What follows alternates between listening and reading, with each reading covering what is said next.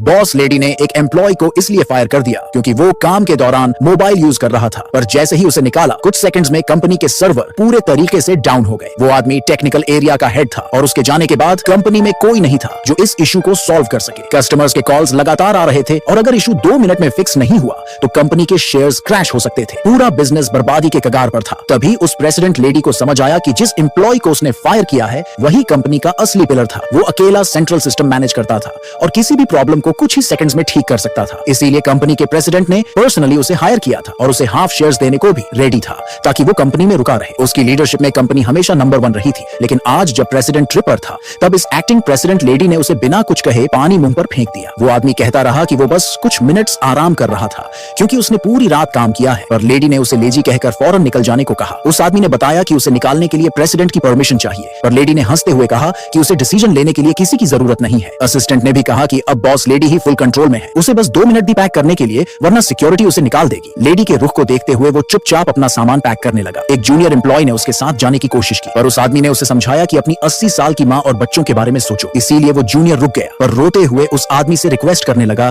कि बिना आपके सिस्टम्स को कोई नहीं ठीक कर सकता। लेकिन प्रेसिडेंट लेडी इस पर अड़ी रही कि वो बस एक लेजी बॉस है जिसके पास कोई स्किल्स नहीं है, और उसे जल्दी से बाहर निकल जाने को कहा। ये सोचे बिना कि जैसे ही वो आदमी कंपनी से निकला पूरा सिस्टम एकदम से क्रैश हो गया। टेक्नीशियन भागते हुए रिपोर्ट करने आए और लेडी ने बस कहा कि जल्दी से ठीक करो। तब एक टेक्नीशियन ने कहा कि वो सिस्टम उसी आदमी ने बनाया था और सिर्फ वही उसे समझ सकता था। ये सुनकर प्रेसिडेंट लेडी गुस्से में आ गई और कहने लगी कि जरूर उस आदमी ने कुछ सैबोटाज किया है। फिर उसे अपने डैड की वो बात याद आई कि कंपनी में एक एम्प्लॉय है जिसे कभी फायर नहीं करना चाहिए, और उसे शक हुआ कि वही था। उसी टाइम एम्प्लॉयज रिपोर्ट करने लगे कि कस्टमर कॉल से लाइंस जैम हो रही हैं और अगर इशू जल्दी सॉल्व नहीं हुआ तो शेयर्स गिर जाएंगे और कंपनी बर्बाद हो सकती है। ये सुनते ही प्रेसिडेंट लेडी डर गई और तुरंत एक एक्सपर्ट से हेल्प मांगने लगी, पर उसे पता नहीं था कि जिस एक्सपर्ट को वो बुला रही है वही था जिसे कुछ मिनट पहले उसने निकाल दिया था। वो आदमी बिल्डिंग से बाहर ही जा रहा था कि उसे प्रेसिडेंट लेडी का मैसेज मिला। मैसेज में लिखा था कि इशू पर्सनली एक्सप्लेन करो और लॉबी में मिलो। लेडी ने मैसेज देखा तो उसे नाम कुछ जाना पहचाना लगा, पर इग्नोर करके वो लॉबी में उतर आई। वहाँ उसे वही आदमी मिलता है जो बस निकल ही रहा था। वो उसे देखते ही चिल्लाने लगी, उसे सैबोटाज करने का इल्जाम लगाने लगी। उस आदमी ने बहस नहीं की, बस शांत रहा। लेडी को उसका ये रवैया और गुस्सा दिला गया